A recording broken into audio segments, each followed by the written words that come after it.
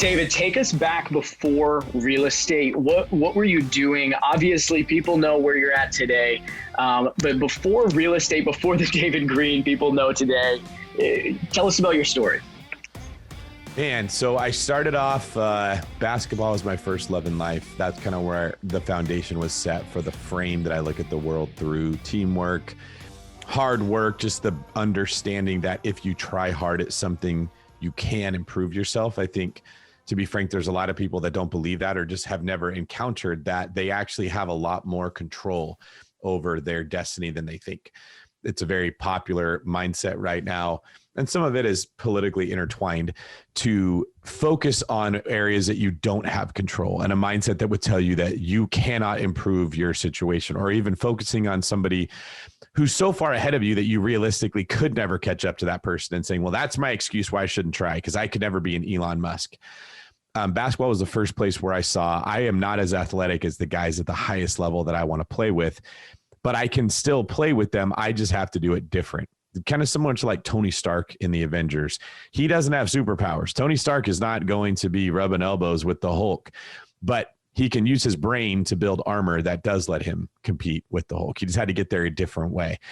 And so at a young age, I was faced with my own limitations. And to be fair, this is like, I was more athletic than the average person. I was not as athletic as the superstars that I wanted to play with. So I had to be smarter. I had to work harder. I had to be more cerebral. I had to literally think like they just run and jump. I had to actually plan my steps. It's going to be 4 steps from the point I pick up this part. What can I do with those 4 steps? And I would see the game at a deeper level. So that helped me in basketball, but it later ended up helping me in life, where I realized, okay, I don't have the natural personality of some of these other top agents, or I don't have the background of some of these really wealthy people. But if I study the systems and I see what they did, I can replicate it. So basketball, that framework, and another piece would be how my skills fit in with other people. How do I make my teammates better? How do I take the thing that I'm good at and use that to make this person better at what they do by covering for their weakness? I learned to look at the world that way. And I think that had a huge impact on the way I run my business now, and why I've been more successful than some people at selling houses, being a loan officer, being an investor, being an educator in the real estate space. Most people have no idea that basketball played such a huge, huge part of my life. I thought I was going to be a coach. I thought basketball was kind of going to be what I did forever. And lucky for me, God had different plans. He put me on a different path. And then law enforcement also had a huge impact on me. That was sort of where I went from being a boy to being a man in a lot of ways. You just are forced to deal with the fact that in that world, in a lot of ways, nobody's coming to save you. It doesn't matter if things are unfair. That was something that I would have learned. It just like, you can talk and complain about how unfair a situation is. It's just, you could still die. Nobody cares. So you end up having you, and then you really value yourself, and building yourself up and working on your own skills becomes very important to you, versus knowing, yeah, I could work on myself, but I could also just complain about the situation I'm in. That can get me what I want sometimes as well. So law enforcement had a big piece of that. I think I saw a lot of the injustice that goes on in the world. It's very common right now for people to criticize the criminal justice system, because like every other human-made system, it's not perfect.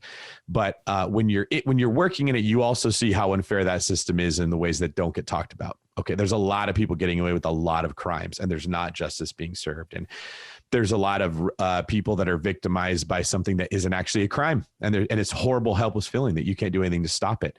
And then there are people that are committing crimes that even if you caught them, there's nowhere to put them. They'll just get out and they'll do it again. And so having to realize like both the injustice of you can't make everything right. You can't protect people that are hurting a lot of time because you have to operate within these rules.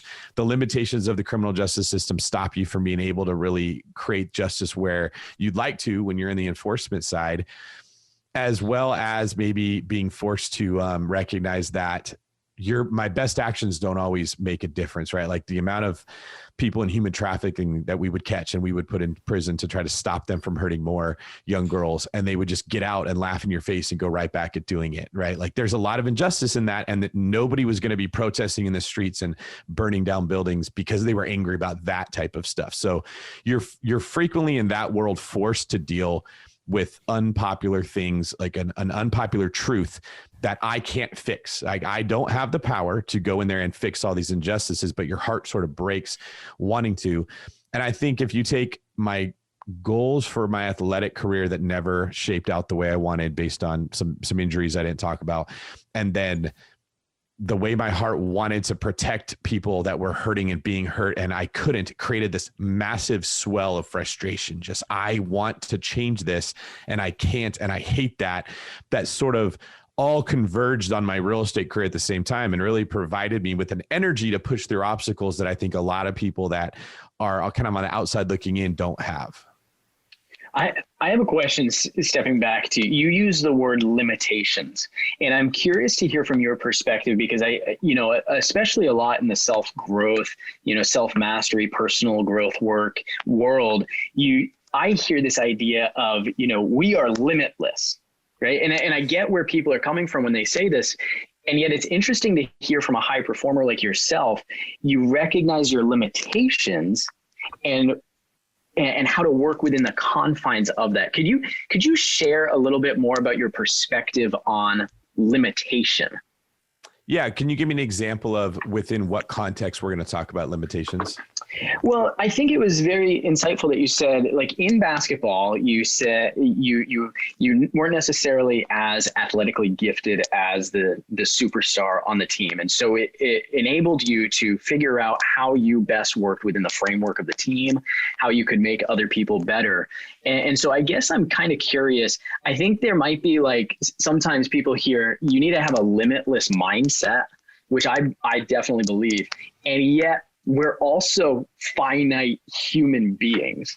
And so I also run up against these high performers who sometimes can be running into, like, burnout, and they're just going a million miles an hour all the time, or they are not recognizing the limitations maybe of their team members, their employees. Does that help to kind of shape where I'm going? Yep. So there's two things I would point out about limitations, and they're very, very different, but they're both worth bringing up. The first is that in the athletic world, there were limitations put on me that I needed to accept. I was not as tall or as fast. I could not jump as high as the best athletes that were out there. And with certain things in life, your limitations will impact you less than in others. I don't know an easier way to say that. So, like, in basketball, the way that the game of basketball works, you can be 10 times more skilled than me. But if I am 6 inches taller than you, it almost negates all that skill set that you have. Like, just the way the angles of that game work.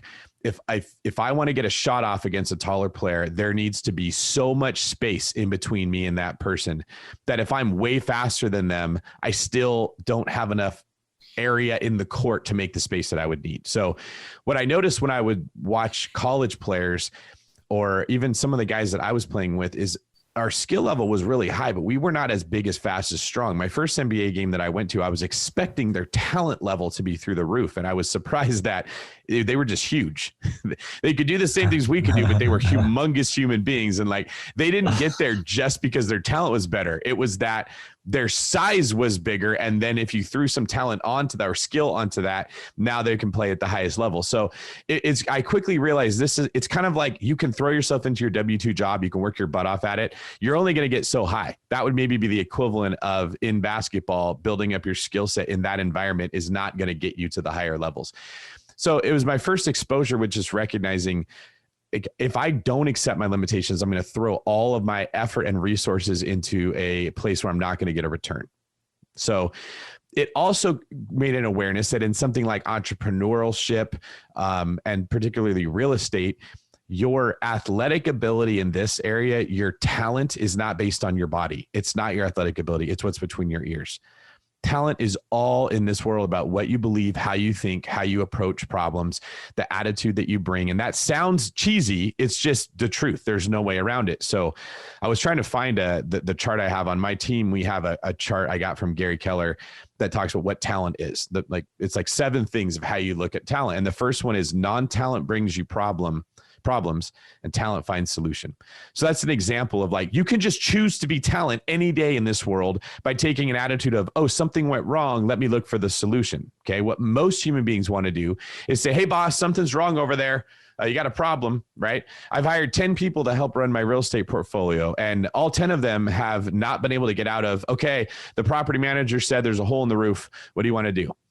Right? Like, that's your job, is you should be telling me what we should do, Go right? solve the problem. There you go. And I'll give you some guidance on how to solve it. But like, you can't be a player on the court and go to the coach and say, hey coach, we got the ball. Do you want to shoot it? What shot do you want to take, right? Like, no, that's your job. Your job is to shoot the ball. My job as a coach is to kind of guide you for how to do that better. And that's an example of where these people could be rock stars, but their attitude is non-talent. And that means that in their success is based on the fact that they're not acting talented. So that'd be one thing I would say. Just your limitations in this world don't exist unless you put them on yourself. Okay. It's your own expectations, the way you approach every day, whether you're selling houses, investing houses, whatever.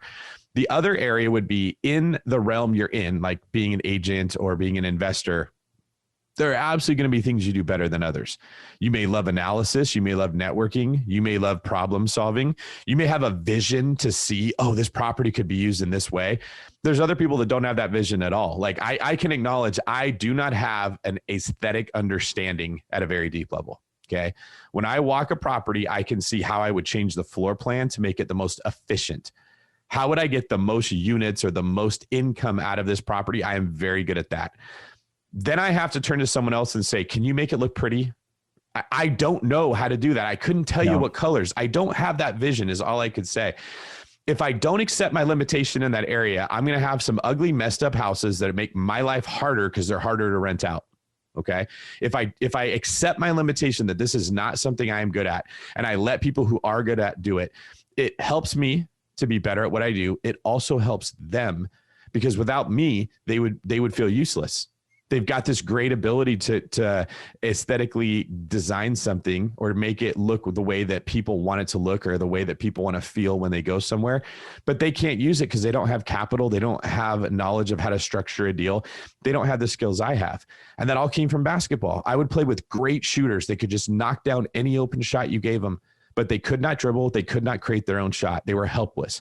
They had to be paired with another person that could draw the defense to them, get them open and give them the ball at the right time. And then they were amazing. And what I would find is some guys were great ball handlers and they were great passers, but they couldn't shoot. Okay. So like they needed the shooters on their team so that they could be good also. And when you found the right mix, we call that chemistry. It's really synergy. You want to be able to do that in your business as well. And it starts from having the humility to say, I am not a good shooter. I am not a good dribbler. I am not a good defender. I need to put myself around people that are good at those things. So what I'm really picking up on this whole conversation is really the idea of, number one, identifying where I fit into the framework of what I'm trying to accomplish. And then number two, what are sort of my strengths and weaknesses, right? What do I enjoy doing? What am I good at naturally? And where do I need to bring in other people, whether it's partners or hired help? And really kind of the message here I'm getting is, number one, self-awareness, but number two, build a team around you. And so I'm curious to hear you, David, touch on the team that you've built around you as far as people and how you were able to, as you've developed and grown in your career, attracted certain talented individuals to do those parts of the job that you weren't in love with or naturally good at. You know, I'm going to surprise you guys with my answer here. That is actually a thing I'm still not good at. I am still learning how to do that. It's a difficult transition for most of us that are agents or investors or whatever to let go of doing everything. So I've grown to a point where it doesn't make sense for me to be the guy on the court scoring or helping the team. And I'm transitioning into being a coach and ultimately into being a GM. But the skill set of being a good coach is very different than the skill set of being a good player. And the skill set of being a good general manager is even different than being a coach. So I have to give myself grace as I transition out of being on the court and into coaching other people, right? And what my struggle is I tend to make decisions based on the emotional gratification that I'll get from, say, helping an underdog. Like I always saw myself as that underdog. So I am drawn to hiring underdogs and wanting to sort of like give them the chance I never got. And that doesn't work because they're not all like me. They're not grateful for that chance, right? A lot of those people just want a handout and they think that, oh, I joined this team, I'm just going to make I'm going to have success by proxy of being on the Warriors. not, wow, I joined the Warriors, I better step up my game to be able to earn my spot on this team. And that is one of the things that I'm just being honest about struggling with, that I know my game won't go to the next level until I get okay saying, no, this is the standard. People have to hit this standard to be here. And I'm sharing that because everybody who's going through what I'm going through will encounter that very same thing. They will hire their friends. That's almost always a big mistake, right? They will hire people they like. Then it's hard to fire them if they have to, because they hired people they like. They will hire people that do things they don't want to do without looking at if they're actually good at it. It is totally normal to just do it wrong over and over and over, just like you did it wrong when you first became an agent or you first became a player and you had to learn through repetition. I think a lot of us got really good at that first dimension, and then we jumped to the second dimension and thought, oh, I should just be able to run with it. And no, you are starting over at scratch. You're going to suck at that just like you sucked when you started. You got to give yourself time. You got to go through that same process, right? And then once you get good at coaching and you take the next step up to being a general manager, you're going to go through that all over again. And so as people listen to this, we're talking about like why people don't take action. I think I like to attack the reasons that stop people from moving forward as opposed to just telling them move forward. Okay. Enough people have heard, go take action, go do it, that they know that's what they should do. It's better, in my opinion, to address why you don't take action. What is stopping you? And I think this is a big part, is the expectations that we should be good at it when we first start. And if we're not good when we first start, that means we must not be, we shouldn't be doing it. God must not want me to be here because this didn't work out. I couldn't agree more. That coupled with fear, I think keep a lot of people from doing those. Any type of action in business, life, whatever. Mm-hmm. So bring me back into you're in law enforcement. Why did you settle on real estate in the first place? Was there like a magic moment? Did you meet some old wise sage on a park bench? Like what was it about real estate that really spoke to your soul and caused you to push the chips all in on real estate? That is so funny because that's what everyone thinks, right? When we talk on our podcast, we talk about find a mentor, and so many of the people we interview just had someone in their life. I fell into it completely backwards. I had no intention of being a real estate investor. I just knew I was going to need a house to live in. So I saved my money. I was good at saving money. I was good at delayed gratification. I knew I didn't want to rent. That was all where it started. I had a friend who was moving away to go to Bible college. He was going to lose his earnest money deposit. I was trying to be a good friend and help him out. So I said, hey, I'll buy the house that you're going to lose your deposit on. You can keep your deposit. I need a house anyways. And then I needed to rent it out because I didn't need a 5-bedroom house when I was 25 or whatever I was when I bought that thing. So I vacuumed the floors. This was at like the golden age of investing, 2009. None of us knew it, right? We were all terrified that we shouldn't be. There's more, just like you hear people saying, you got to wait, there's a crash coming. We were being told at the bottom, there's more of a bottom, so don't buy. And all I had to do was vacuum this house that was 3 years old, put tenants in it right away. And I was still scared to death. And then I did terrible as a landlord. I tried to do it myself. I got completely taken advantage of. My tenant ripped me off. They ended up paying me rent with my own money, in a funny story where the escrow company sent my property tax check to the house instead of to me. And they forged my name, cashed the check, paid me rent for 3 months with my own money, and then just stopped paying completely. And I had to evict them. And I had the same thoughts everyone has. I suck at this. I never should have done it. What was I thinking? This is so dumb. I would have sold that house if I could and been done with being an investor. It just didn't go up. I couldn't sell it. The price didn't support it. So I hired a property manager, and they were not even that good. They were super mediocre. And with a mediocre property manager, it was so easy to own a rental property compared to what I was doing. I was like, oh, okay, I could make this work. I was just pinching pennies. I don't want to pay $100 a month, and I lost thousands. So then next year, a house came up for sale down the street from my mom. I wasn't trying to be a real estate investor. My reticular activating system wasn't even looking at that stuff. And she brought it up and she said, hey, you should buy this house down the street. You can move into it. You'll be closer to me. And I'm like, oh, okay, I'll just buy another rental property. You know what? I'll get a different property manager because that one's not that great. Then I had a better property manager, and I was like, this is even easier. Owning houses isn't that bad. And then when my grandmother unfortunately died the next year, and I, at that point, was thinking, oh, I like owning houses. So I bought that house and gave the money to the heirs instead of letting them sell it normally. And at that point, I'm like, okay, I buy houses now. I save up money to buy houses. So that is how I became an investor. I had a couple people in my life that I could go to when I was scared. My first mentor, Tim Rode, he's the guy that got me in GoBundance, a group that I belong to. Tim was a guy that I could call and say, like, what do you do when this happens? It wasn't practically something I needed to move forward. It was the emotional support that we need when we're doing something that feels scary. It's very similar to like when I first wanted to go start lifting weights at the gym. You wouldn't know it from looking at me now, but I was incredibly lanky and skinny when I was younger. I was very intimidated to go in there and touch weights, and I didn't know how to do it.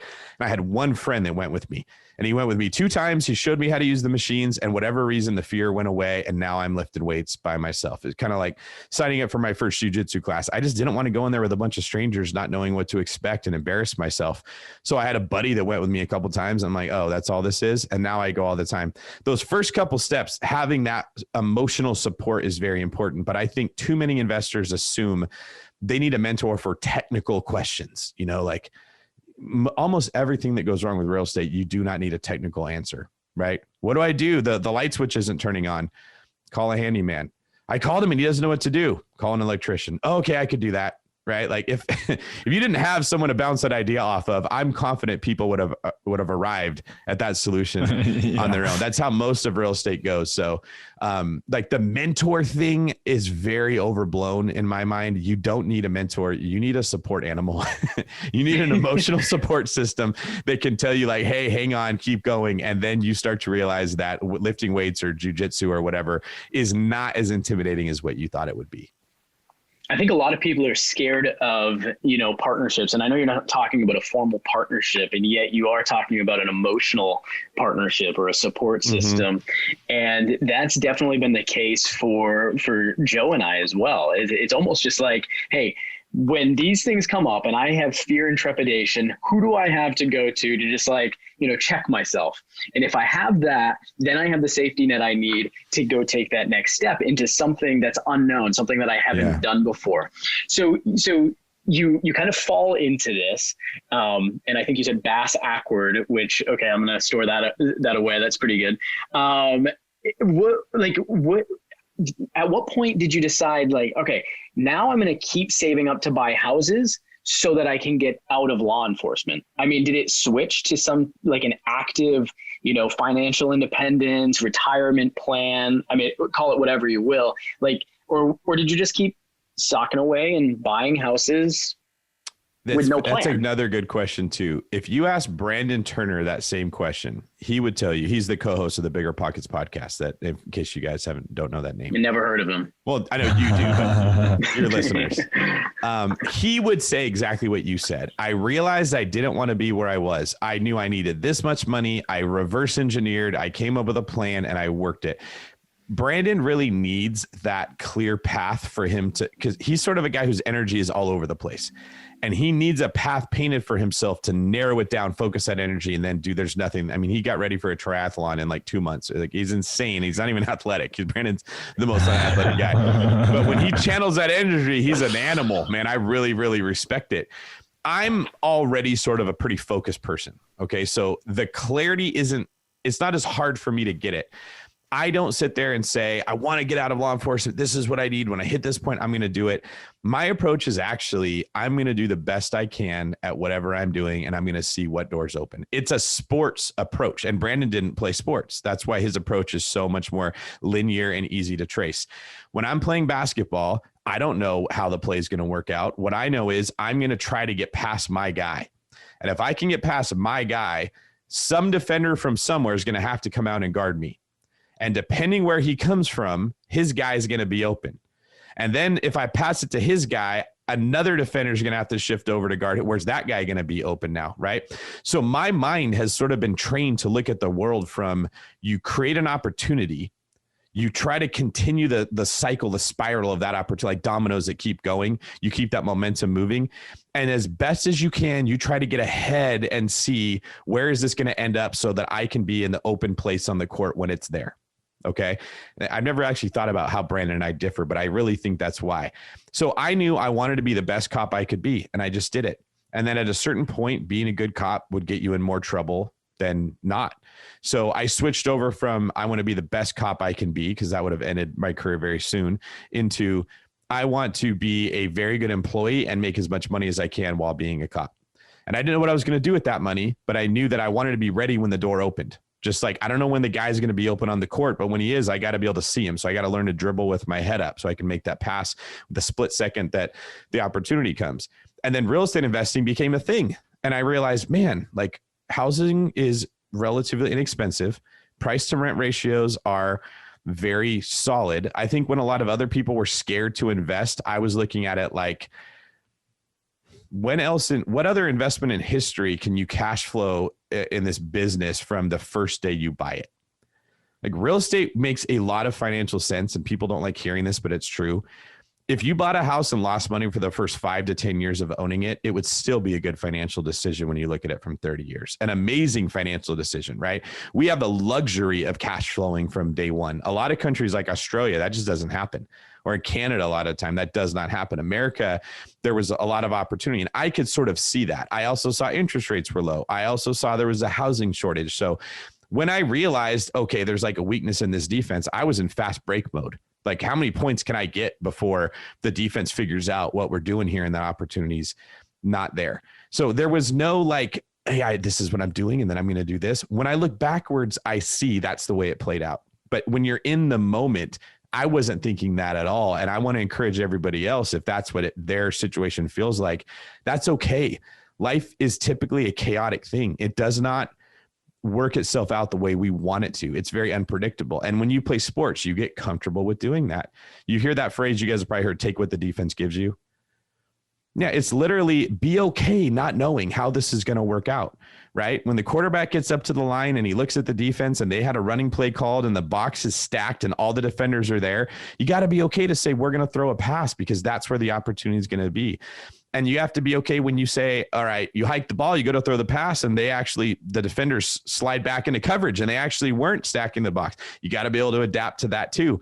Every successful person, if you look at why they became successful, it was their ability to adapt to the environment they were put in faster and better than everybody else did, which means you have to make peace with the fact that you can't know when you're going to hit that magic number for retirement. There's a lot of people that said 10 years ago, hey, I'm going to make $6,000 a month. And when I hit that number, I'm retiring. I'm done. I'm not working anymore. And then COVID happened and the government printed gazillions of dollars and inflation ramped through our entire economy. And $6,000 is not enough to live on. And now you got to go back to the drawing board and start over. You have to be okay with the fact that life is going to work that way, or you're going to have a kid with a disability and now you need more money than you thought. And you're going to have to get to 12,000 and you have to adapt and jump back into it.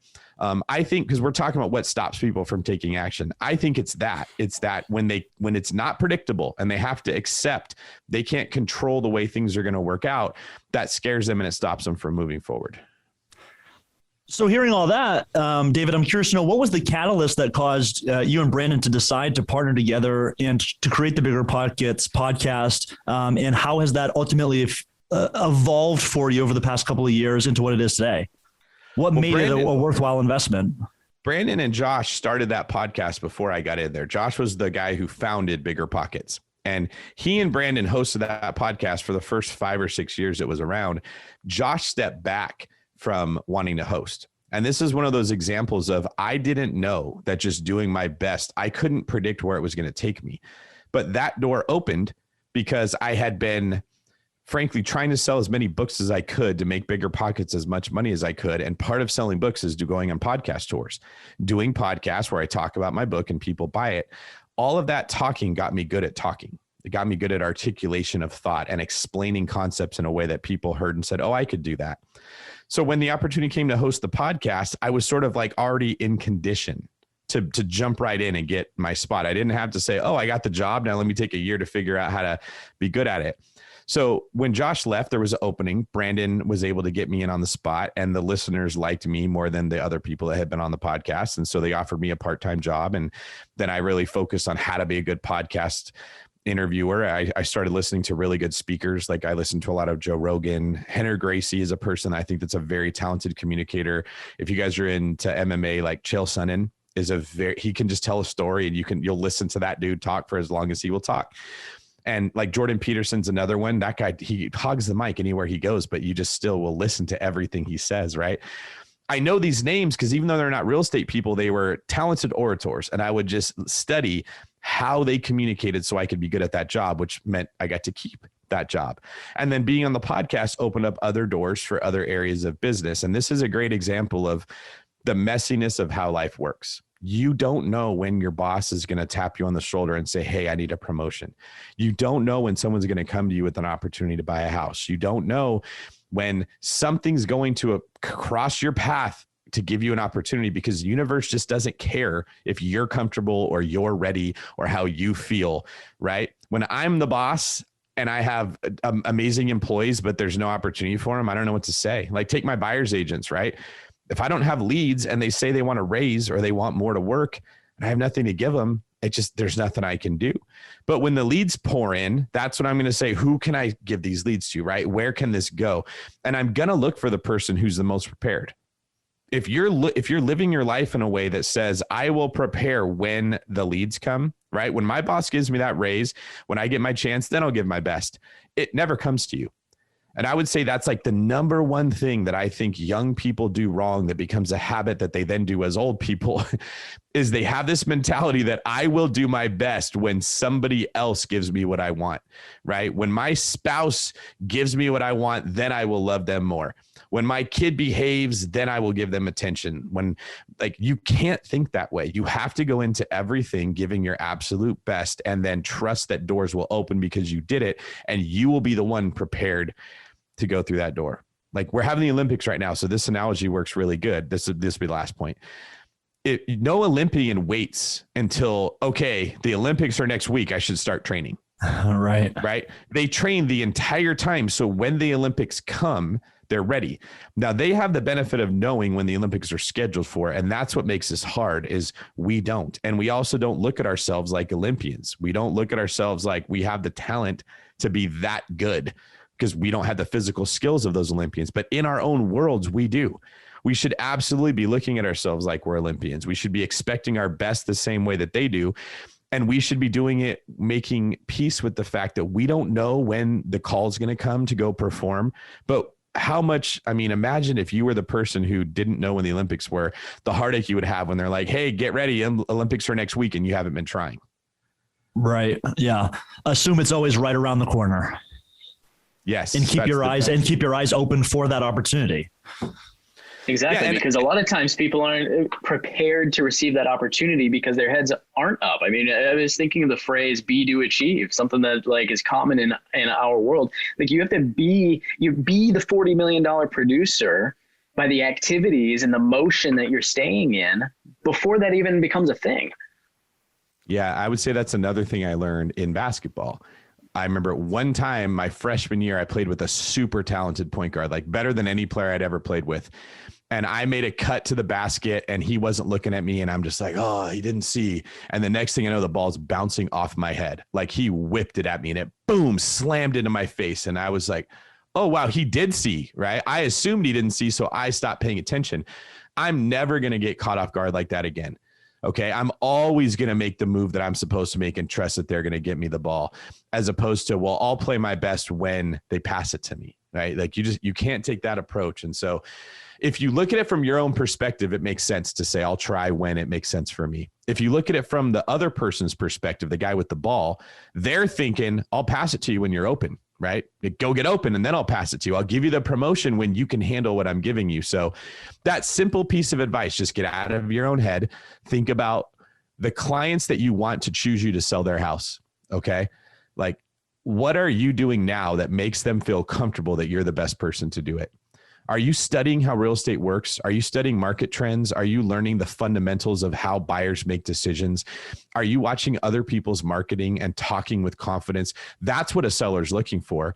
Or are you waiting to learn how to do your job on their dime? Like, I'm going to have a bunch of people that just throw a listing at me and I'll figure it out. And they're going to lose a lot of money to educate me, right?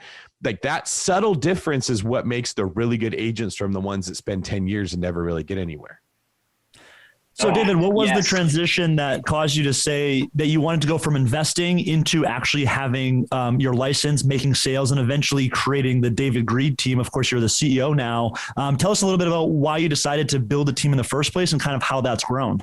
I never talk about this. This is funny. In fact, I've purposely not talked about it, but I will with you guys. So you're getting an exclusive here.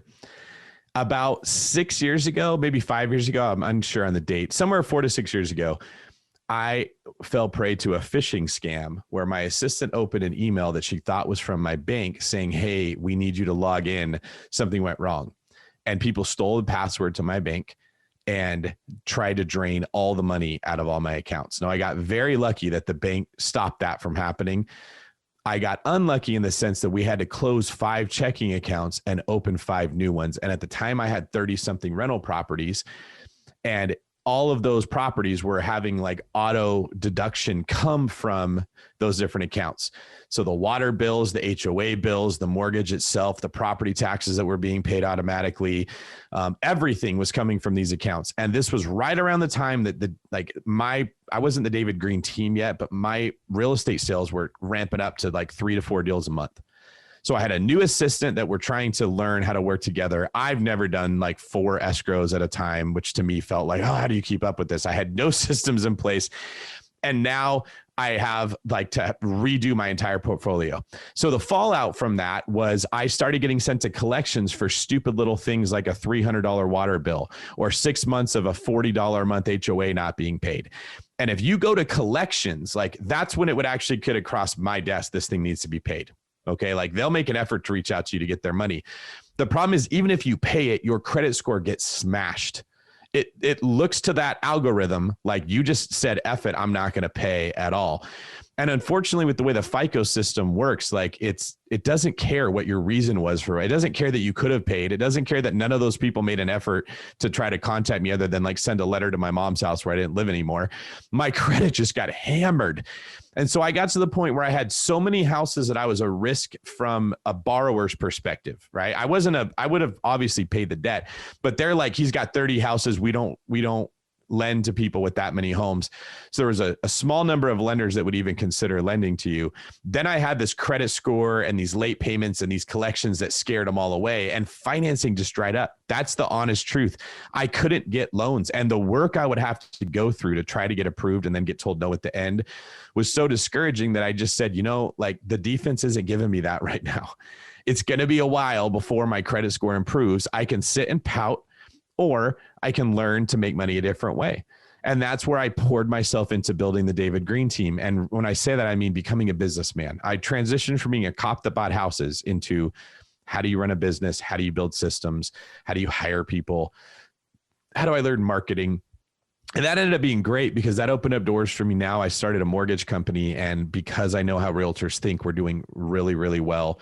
We've been in business about 6 months now, and we are top 25 in the state of California. It's going very, very, very good. And I owe a lot of that to what I learned from the real estate team, right? It shortened the learning curve of the mortgage business. And now I'm going to be buying an escrow company that we'll be able to throw onto it. And I'll start a construction company and a solar company at some point. So like a lot of people thought, well, does he not believe in real estate anymore? Is that why he's not buying it? Oh, I would have loved to have been buying real estate over the last several years. I just couldn't.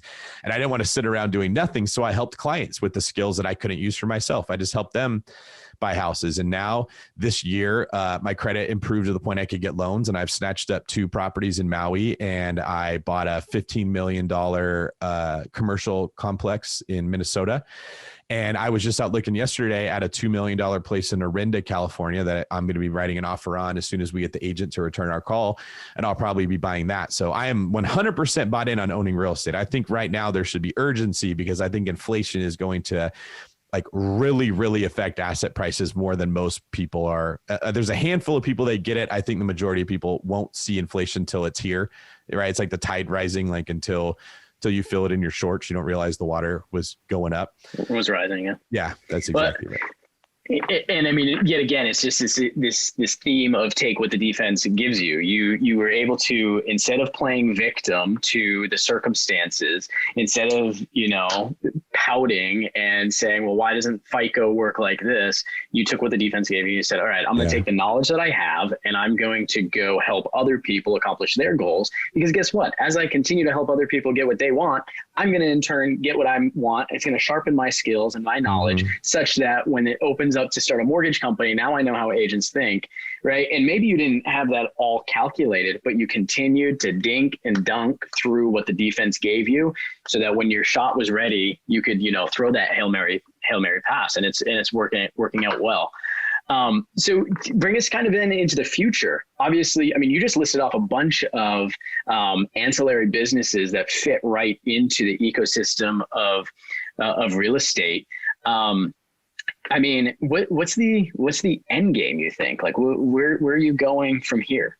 The future is exactly what you just said, the word ecosystem. So most of the moves I've made in life, at least from a business perspective, were a reaction to frustration. Okay. I didn't sit down and have this amazing vision of what I was going to go build. I don't think that way. It was every time I talk to a lender, my client calls me and says, your boy's not returning my call. Why am I going to use them? They didn't tell me I was going to have closing costs. How come no one explained this to me? And I would have to go clean up their mess. That would frustrate me. I would give lenders, 20 referrals a month and they'd give me 0. And I'd say, look, there's got to be someone out there that wants to buy a house you can send me. It can't be just me sending you all the business. And they're like, oh, that's not really how it works. That would frustrate me. So eventually I realized, look, if I start my own, I don't have to depend on them for referrals. We'll keep the income. I have control over the quality that we provide to the client. They have to adhere to my standards. And there's a synergy where people that are applying to be agents on my team that just don't have what it takes. Like, agents are hard to find the right mix to make that work. It's a difficult job. Lending is not that bad, right? If I need an agent that's like a really good tasting cake, they got to have the right moisture. They got to have icing. They got to have the right base. It's got to be the right color. One little thing and no one wants it. Dude, loan officers are like brand muffins. Okay. If you're just smart and you show up every day and you're healthy, I can make that work, right? Yeah. You got a seat over here. So it's much easier to hire for that position.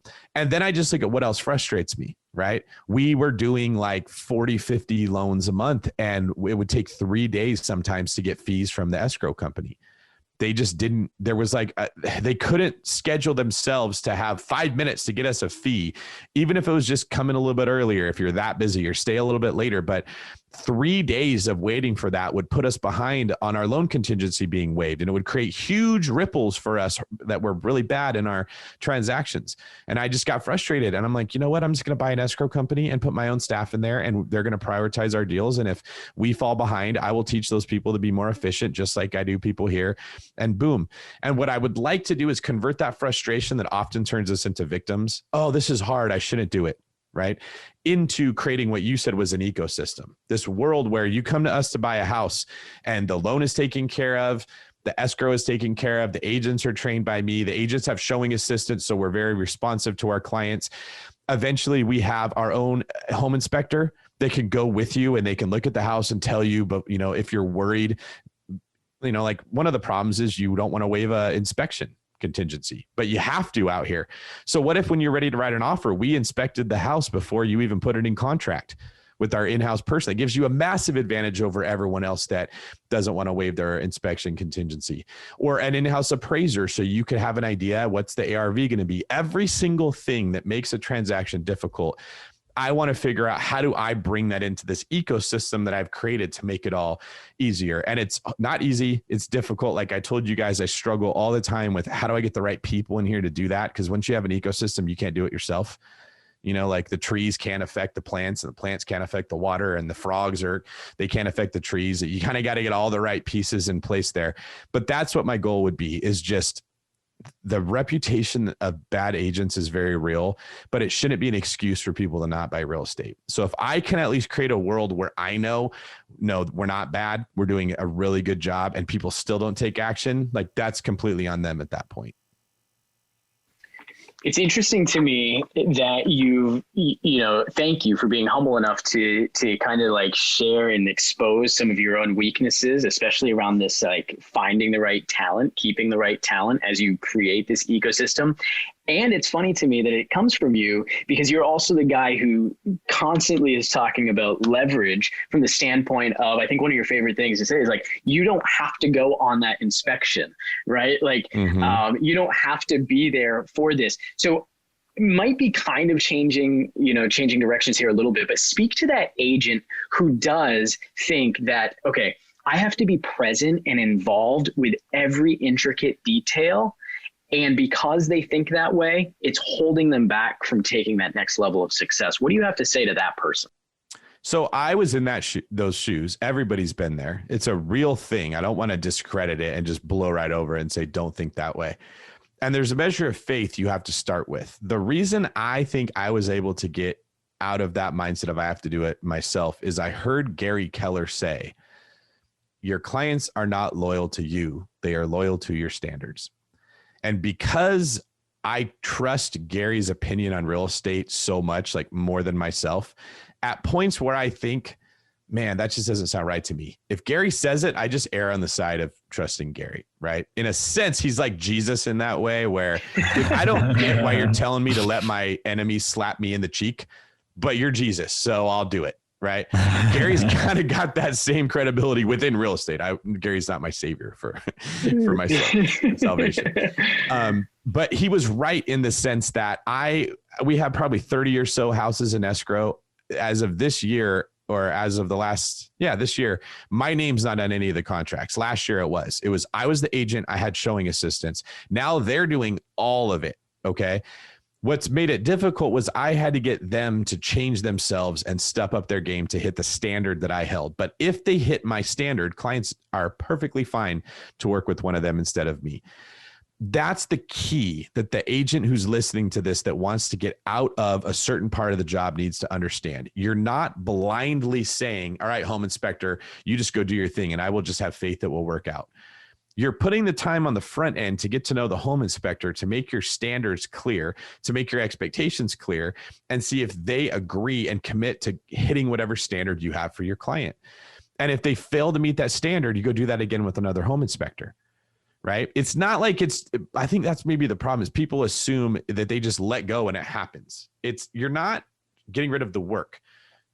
You're shifting the work on the back end, like spending your 2 hours at the inspection that you shouldn't be doing. That's when you're paying the price, to the front end where you spend 10 hours interviewing home inspectors to find the right one. And then you got them and you get those 2 hours back for the rest of however long that home inspector is working.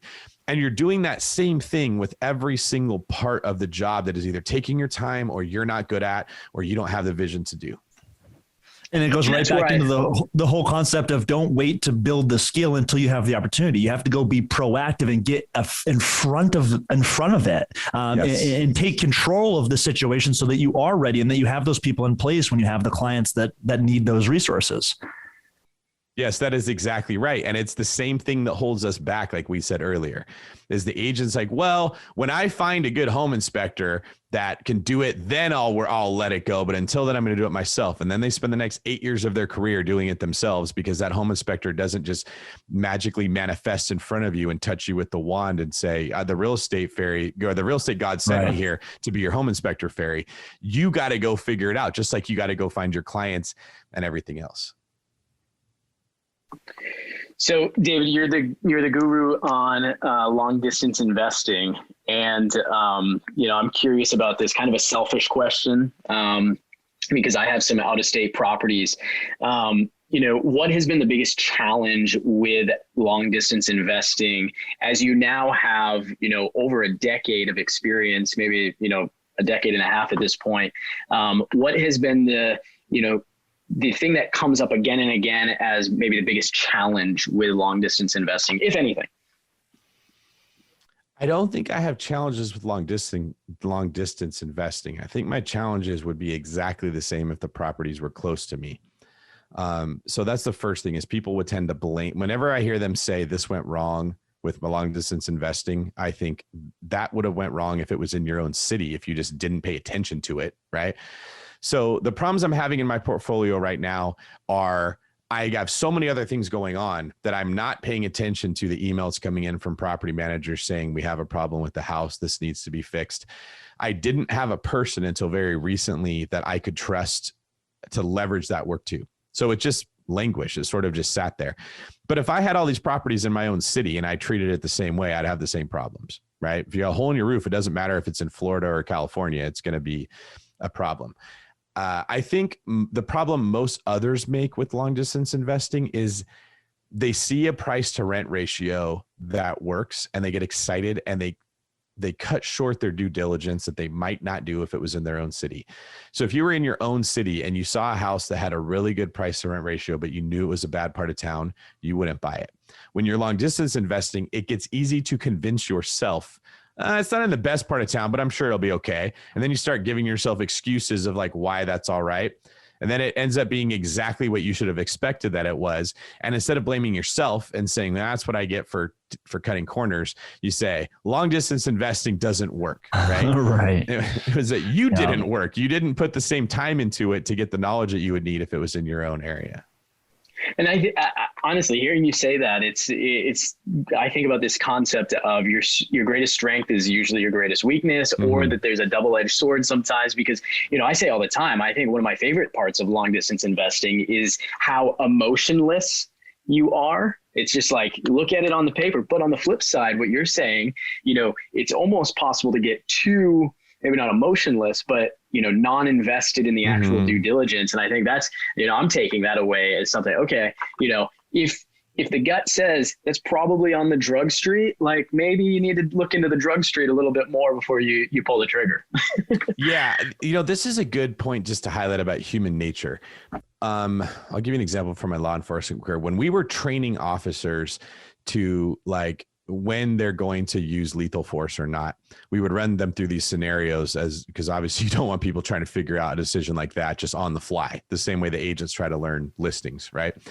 Just using their client as their training board. If I could get the suspect to point the gun or run at them with a knife, they would pull the trigger. Okay. Like that person over there is possibly going to get hurt. I get the bad guy to pick up a gun and point it at them, they would use lethal force.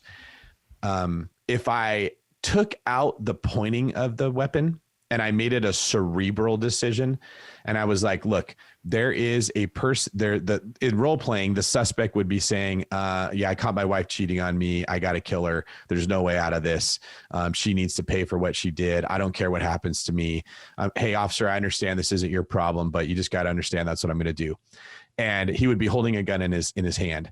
And then they walked in the room. The officers would just try to reason or plead with them. Don't do it. Don't do it. Don't go in there. And they'd let them walk right into the room and pull the trigger. And what I realized, I would just get so frustrated, right? That frustration comes again. They told you they're going to go kill them. Why would you let that happen? And what I realized was that when we would have a gun pointed at you, there's an emotional response, that's bad. And it was a clear sign in your brain, I'm supposed to pull the trigger. They were relying on the emotion. I took that out of it when I just said there's a person over there and they said the words, I'm going to go kill them. There was no clear line in the sand that made it obvious. This is what I need to do. That occurs at a lot of other things in life, right? When you go drive the drug street, there's a clear emotional, I don't like this. And it makes it easy to say, don't buy that house.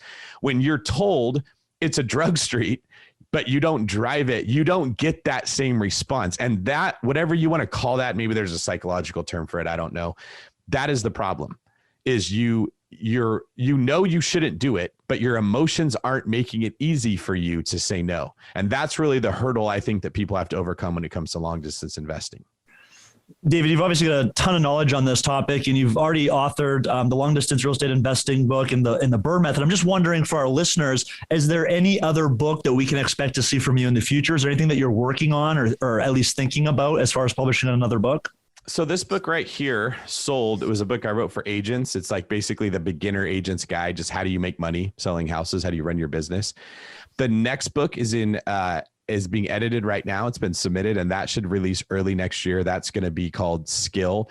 And that, to me, it's an even better book than Sold. I think way better. And that's about how to be good at your job. How do you become a top producer? Okay. You've learned how to be profitable, just make money. Now, how do you blow it up? How do you do really, really good and make really good money? So, that book has a lot of detail about this is exactly how to do a listing presentation. This is what's going through the seller's head. These are their objections. Here's how you answer them. A lot of psychology, like what I shared right now. This is why you're going to have a hard time doing it. This is how you can overcome that. This is what's really going on between people's ears when you're in this uncomfortable situation. A lot of people just look for the easy answer. What do you say when they say this? Like, yeah, I could tell you that, and it might work sometimes, but you'd be better off to understand the principle of what's really going on so that you could say the thing I said, or you could say a different thing, or you could say it a different way to solve that problem. And then the third book is going to be called Scale, and that's going to be about building a team, leveraging things, either getting all your time back and having a passive real estate business, or scaling, expanding, and saying, hey, I got all my time back. I'm going to now replicate this and make it bigger. I love it. And I love that those are sequentially ordered, a little mini series there. That's perfect. Little alliteration. I mean, can't get any better than that. That was, I'll give you a good tip here. The BiggerPockets publishing staff, Katie and Kaylee, came up with the sold. They came up with sold also, but then skill and scale came from them, because that's not a thing I'm good at, right? Don't ask me to design the cover. Don't ask me to come up with a clever name. I just do good content when I write it. And that was one of those things where I just said, hey, you guys are better at this. And they came up with some really good stuff. No aesthetics. David Greene team logo there in the background was not your doing. Yeah, I'm sensing the trend here, the pattern. Okay. You know how I got that logo? I had a client of mine is one of the best tattoo artists in the country. He was on, there was a show, I think it was called Inked, where it's like tattoo artists compete with each other. He was on that show. His name's Raul. And I told him, can you find a way to take my initials and make them look like a house? And he put it all together, right? Like, I struggled with the logo for 9 months, and then he sat down and in literally 5 minutes, he designed that. And I was like, oh, can you put a door and a window? And he did. And that was my logo. So like, you get a talented person and they can do in 10 minutes what it took me 9 months, and I still couldn't get done. That's awesome. And so the real question is, where did you get it tattooed? I can't talk about that on this podcast. All right. You have to join my OnlyFans account. Join my OnlyFans account and you'll be able to see that. It's a little more expensive than this. I love it. Awesome. Well, hey, I want to be respectful of your time. We're already running up against the time period here. So I want to transition us into the last segment of the show. 3, 2, 1 action. It's the same 3 questions we ask every guest. You're used to being on the hot seat. So let's just kick it off. Joe, question number 1. David, who is the one person that's been most influential on your businesses, and how? I don't have what a lot of people would consider a traditional mentor that's really walked me through a lot of it. I would say it's probably a combination of Gary Keller and David Osborne. Gary Keller, for obvious reasons. He and I have never met, but I pay a lot of attention and I give a lot of respect to the advice he gives to business owners. And then David Osborne is a Keller Williams OP. He owns 32 market centers or so. He's in GoBundance. And he's played the role of mentor for me at several different points in my career, just giving me overall general advice about leadership, direction, giving me confidence when I was, worrying. So Gary Keller kind of provides the niche information, and David more big picture stuff. Awesome stuff. Both heroes of ours as well. Question number 2, what's the most influential book on your business? It's called Pitch Anything by Oren Clough. Terrible name. So I never read it because I thought the name sounded pitchy, but it is masterfully insightful when it comes to understanding the human brain and how people make decisions.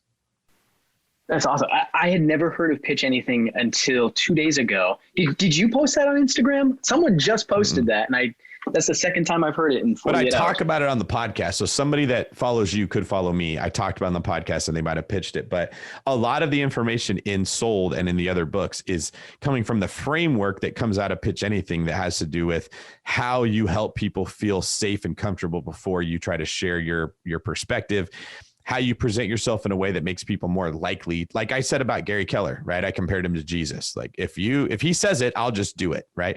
Gary carries such a strong frame with real estate that I trust him more than me.